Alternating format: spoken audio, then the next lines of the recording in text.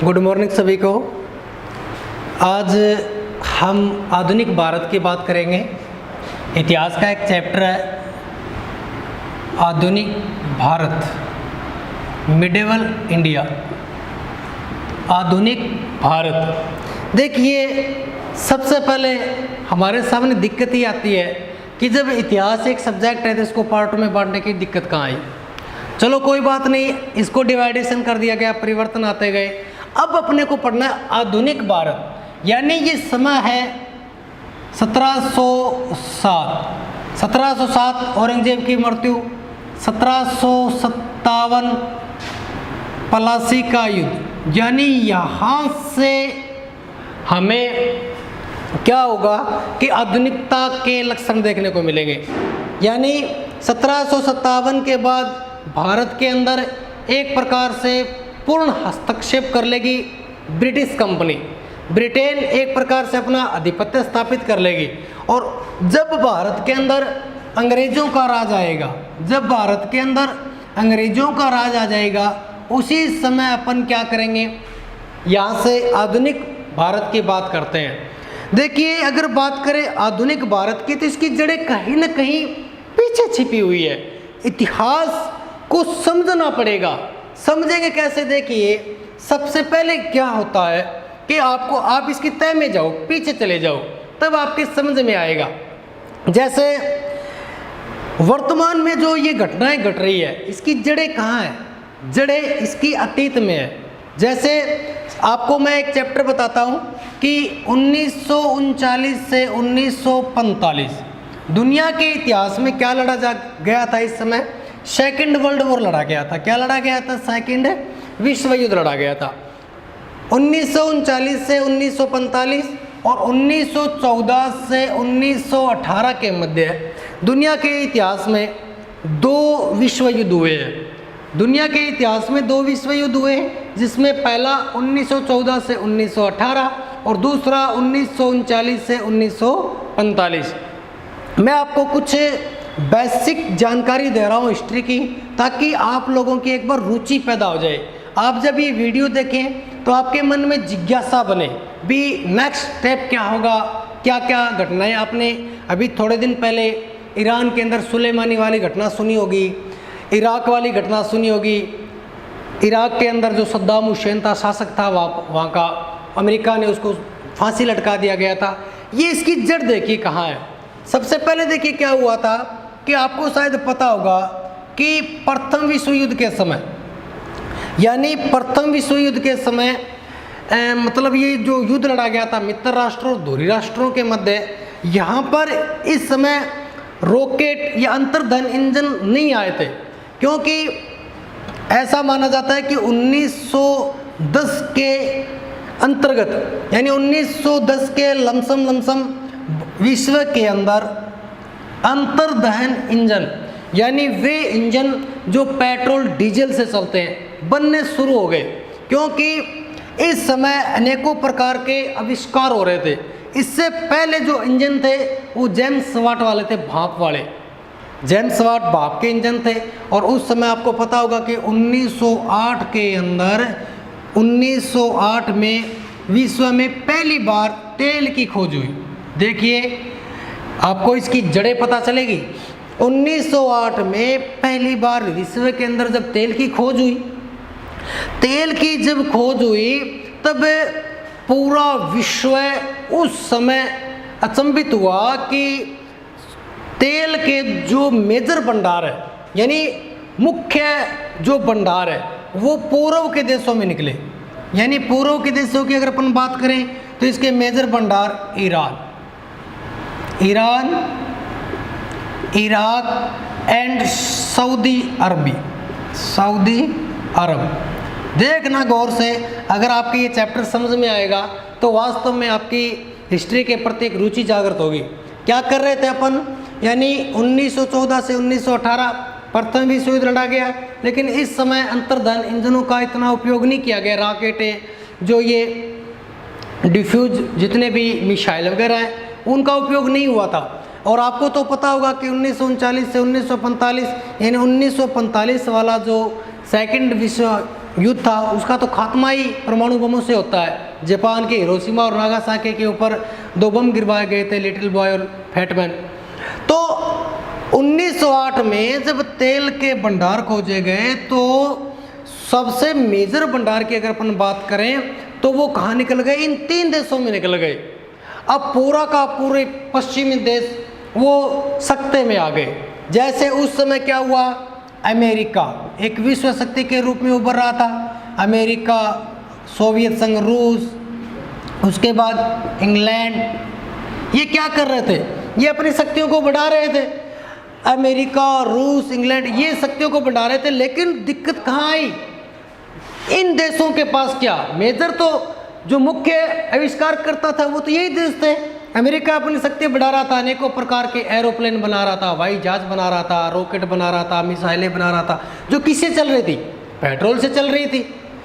आज के समय के अंदर आप देखिए कि हमें पेट्रोल की कितनी नीड है, कितनी आवश्यकता है। और उस समय क्या हुआ, नए नए आविष्कार हुए, लेकिन दिक्कत कहाँ आई, दिक्कत ये आई कि उनके यहाँ पर तो कुछ निकला ही नहीं। मेजर भंडार 3 देशों के पास निकल के आ गए। अब इनके क्या हुआ, अमेरिका, रूस, इंग्लैंड, जर्मनी, ये जो देश थे, इन्होंने क्या किया, अब दिक्कत यहाँ आई कि ये जो देश थे ये विकसित देश थे उस समय, और इनके पास टेक्नोलॉजी थी, रिफाइनरियाँ थी, लेकिन इन देशों के पास ये तेल शोधन करने वाले यंत्र नहीं थे।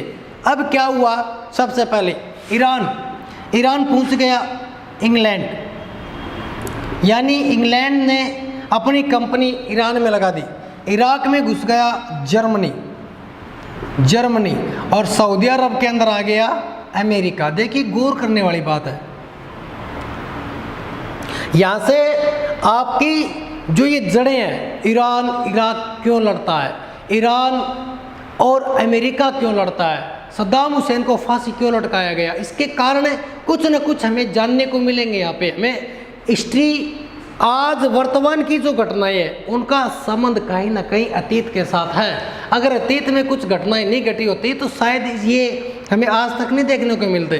तो थोड़ा सा समझने की कोशिश करना, ईरान, इंग्लैंड, इराक, जर्मनी और सऊदी अरबिया में कौन आ गया, अमेरिका आ गया। और इनका मुख्य उद्देश्य क्या था, इनका मुख्य उद्देश्य ये था कि उस समय आविष्कार तो बहुत हो रहे थे, आविष्कार तो दिन भर हो रहे थे, लेकिन उनका प्रैक्टिकल किससे करें, तेल से करें, लेकिन तेल है नहीं। और आपको पता होगा कि जिस व्यक्ति के पास अगर कोई चीज़ है, कोई वस्तु है, अगर वो मार्केट में नहीं पहुंचेगी, यानी मार्केट में जिस चीज़ की कमी आएगी तो उसका भाव क्या होगा, बढ़ जाएगा। यानी कीमत कब बढ़ेगी, जब वस्तु में क्या आएगी, कमी आएगी, तभी तो मांग बढ़ेगी ना। मांग कैसे बढ़ेगी, सपोज करिए ये तीनों जो विश्व शक्तियाँ थी, अमेरिका, रूस, जर्मनी, जापान, ये शक्तियाँ आपस में सहमति बनाने लग गई कि कल को अगर ये 3 जो देश हैं इन्होंने अगर तेल की आपूर्ति बंद कर दी तो विश्व स्तर पर तेल की कीमत बहुत बढ़ जाएगी। इसलिए इन्होंने क्या किया कि ये अपनी रिफाइनरियाँ लेकर, अपनी कंपनियाँ लेकर इन देशों में घुस गए। और इनका मुख्य उद्देश्य क्या बन गया, अब सबसे ज़्यादा से ज़्यादा मात्रा में तेल को इकट्ठा करना, क्योंकि ये जानते थे कि अगर तेल की जिस दिन कमी हो जाएगी तेल की मांग उस दिन बढ़ जाएगी। तो ये क्या करते, यहाँ पर रिफाइनरी लगाते और रिफाइनरी लगाने के बाद ये जो मदर कंट्री हुआ करती थी, मदरलैंड हुआ करती थी, इनको ये बहुत कम मात्रा में पैसा देते थे, बहुत कम मात्रा में पैसा देते थे। तो क्या हुआ, सबसे पहले ईरान के अंदर, ईरान में क्या हुआ, देखिए ईरान की राजधानी तेहरान है। ईरान के अंदर क्या हुआ, मोसादेक की सरकार थी,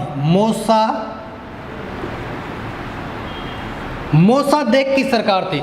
इस मोसादेक की सरकार ने क्या किया, ईरान के अंदर जो ब्रिटिश कंपनी थी, ब्रिटिश जो रिफाइनरी थी, उसका क्या करते हैं, सार्वजनिकरण कर दिया गया।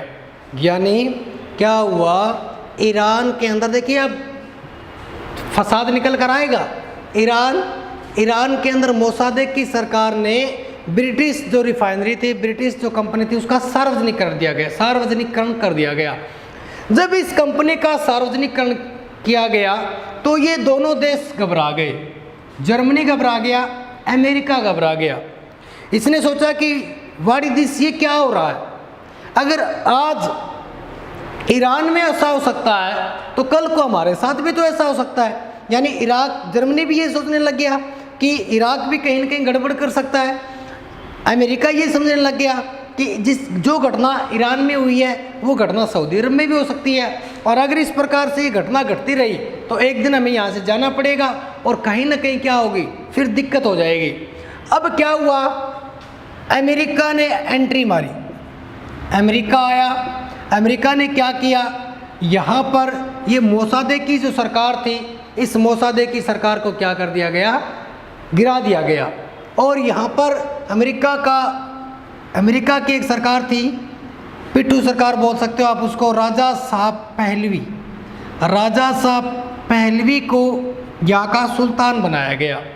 देखिए, ईरान के अंदर मोसादेक की सरकार ने ब्रिटिश कंपनी का सार्वजनिकरण कर दिया गया, जिसके कारण अमेरिका आया। अपने डर के कारण उसने क्या किया, मोसादेक की सरकार को गिरा दिया गया और उसकी जगह अपनी पिट्ठू सरकार राजा साहब पहलवी को क्या कर दिया गया, वहाँ का राजा नियुक्त कर दिया गया।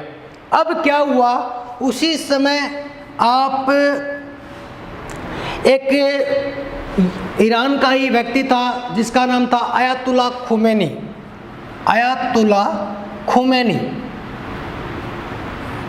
आयतुल्ला खुमैनी।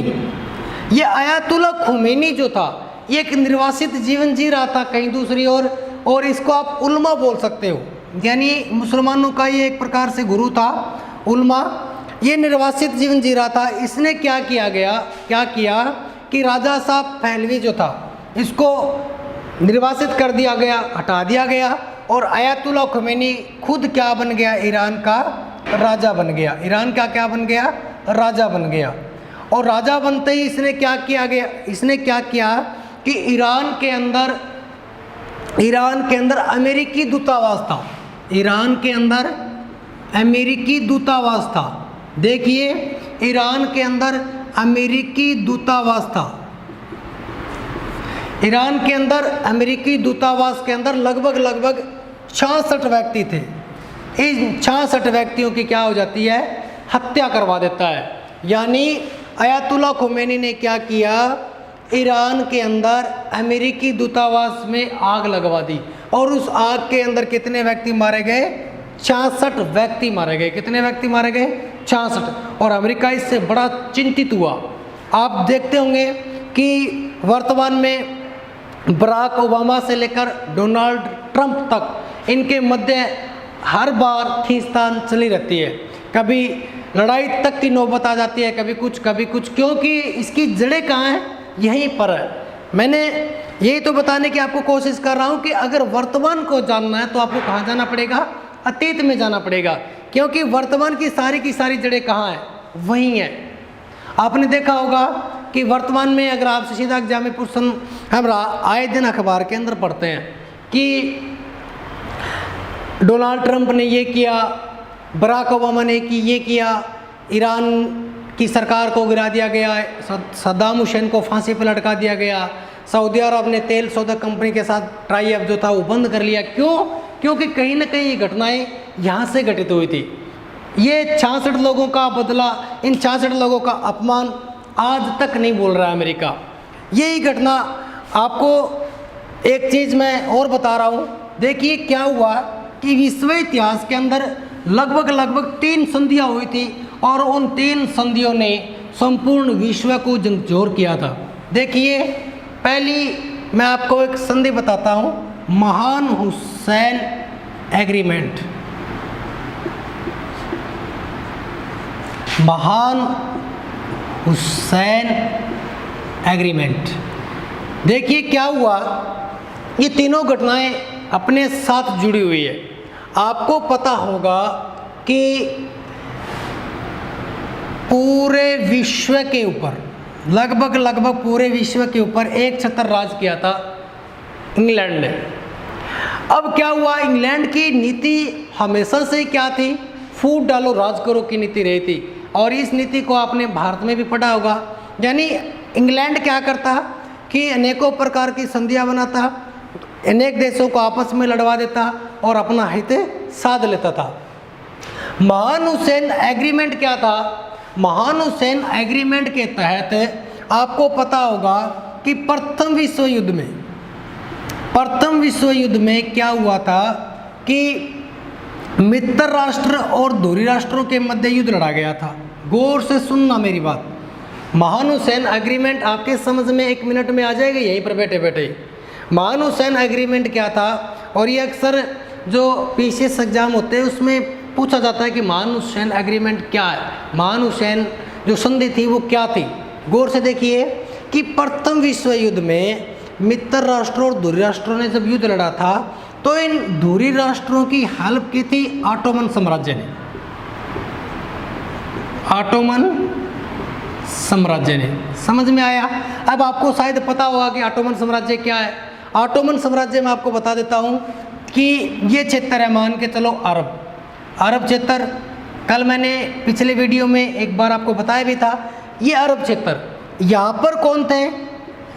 शिया मुसलमान, यानी वे मुसलमान जो कि मोहम्मद साहब की मृत्यु के पश्चात उनके खूनी रिश्ते को उनका उत्तराधिकारी बनाना चाहते थे, तो वो तो अरब में रह गए।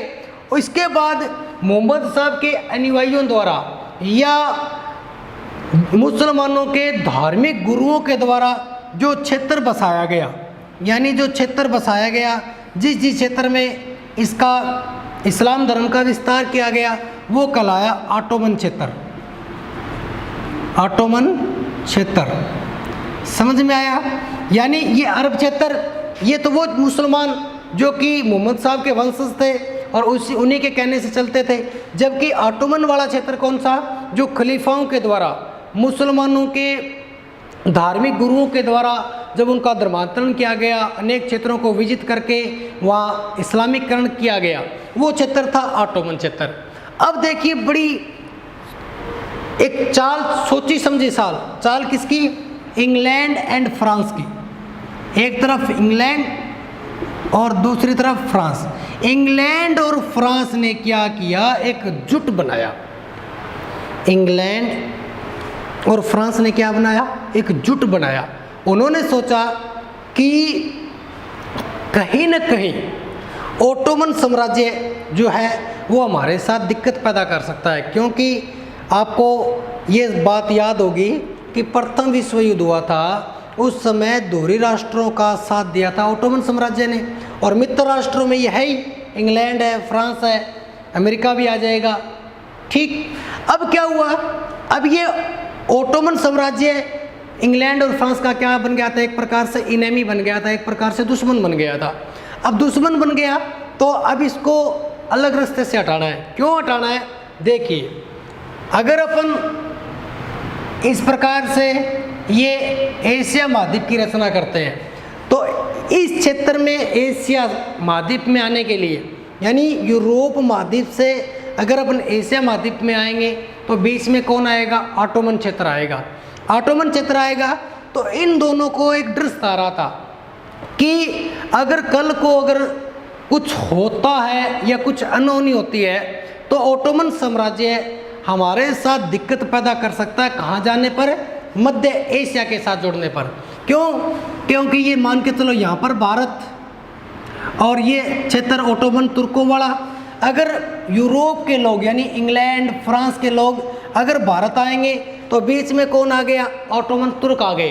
तो इनको डर सता रहा था कि कहीं ना कहीं अगर अपन इस क्षेत्र पर अगर अपना अधिकार नहीं होता है, ओटोमन साम्राज्य हमारे साथ नहीं मिलता है, तो ये कल को हमारे साथ व्यापार में भी दिक्कत कर सकता है, भारत से हमारा मार्ग अवरुद्ध कर सकता है, ये भारत के साथ मिल सकता है। क्योंकि भारत को इंग्लैंड वाले अपना गुड ऑर्नामेंट्स मानते थे, बहुत सुंदर गहना, क्योंकि भारत एक ऐसा देश था इंग्लैंड वालों के लिए, क्योंकि यहाँ पर इंग्लैंड को सारी सुविधाएं मिली थी, यानी भारत के अंदर ऐसी कोई सुविधा नहीं थी जो उनको मिल नहीं रही थी, सबकी सब सुविधाएं उनको मिल रही थी। इसी कारण वो भारत को किसी भी सूरत पर नहीं खोना चाहते थे इंग्लैंड वाले। अब क्या हुआ देखिए, इनकी चाल देखिए आप। कहते हैं ना कि अगर भारतीय राजा आपस में नहीं लड़ते तो शायद इंग्लैंड की सत्ता भारत में इतने दिन नहीं रहती। हम लोग क्या करते हैं, आपस में लड़े। हम लोगों ने क्या किया, आपस में लड़े तो शक्ति कमज़ोर हुई और इसी शक्ति का फ़ायदा उठाया किसने, बाहरी शक्तियों ने। इतिहास साक्षी है 7वीं सदी से लेकर 16वीं शताब्दी, 17वीं शताब्दी, 19वीं शताब्दी, यानी आज तक हम लोग भी लुट रहे हैं। इसका कारण देखिए, अब क्या हुआ, इंग्लैंड एंड फ्रांस ने चले गए अरब क्षेत्र में।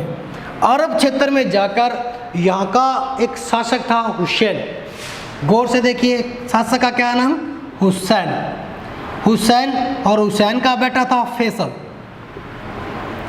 देखिए, इंग्लैंड एंड फ्रांस ओटोमन साम्राज्य को दरकिनार करने के लिए, दूर करने के लिए किसके पास चले गए, हुसैन के पास चले गए। और हुसैन के पास जाकर बोले कि जब मोहम्मद साहब के वंशज आप हो तो फिर ओटोमन जो लोग हैं वो होते कौन है, आपके धर्म का स्थायीकरण करने वाले, आपके धार्मिक गुरु बनने वाले। जब उन्होंने इस प्रकार की बात की तो इन दोनों के मध्य क्या हो गया, मतभेद हो गया। और उन्होंने कहा कि आप हमारा साथ दो, यानी इंग्लैंड और फ्रांस ने कहा कि आप लोग हमारा साथ दो। आप लोग जब हमारा साथ दोगे तो हम ओटोमन क्षेत्र वाला ये जो क्षेत्र है वो आप लोगों को दे देंगे। आप लोगों को जब दे देंगे तो क्या होगा कि यहाँ पर ये पूरा का पूरा क्षेत्र आप लोगों का हो जाएगा। ये पूरा का पूरा क्षेत्र आप लोगों को हो जाएगा तो यहाँ का जो राजा बनेगा, यहाँ का जो खलीफा बनेगा, जो गुरु बनेगा, वो कोई और नहीं, आपका बेटा कौन बनेगा, फैसल बनेगा। और इसी के लालच में आकर बताते हैं कि हुसैन ने इनकी सहायता देने का प्रॉमिस किया। लेकिन बाद में जब सेकंड विश्व युद्ध समाप्त हुआ उस समय अरब के कितने टुकड़े कर दिए गए, 7 टुकड़े कर दिए गए। तब जाकर हुसैन को बड़ा दुख हुआ कि इनकी कूटनीतिक नीति के सामने तो बड़े बड़े योद्धा भी फेल हो जाते हैं। देखिए, आप लोगों ने ये मेरा जो वीडियो है देखा, अगर फिर भी इस वीडियो में आपको कोई दिक्कत लगे, आपको कोई चीज़ समझ में नहीं आए तो आप लोग कमेंट बॉक्स में मुझे बता सकते हैं, कमेंट कर सकते हैं। इसको लाइक करना, और कोई दिक्कत आए तो आप मेरे से एक बार कमेंट कर देना, मैं आपके क्वेश्चन का रिप्लाई कर दूंगा। धन्यवाद।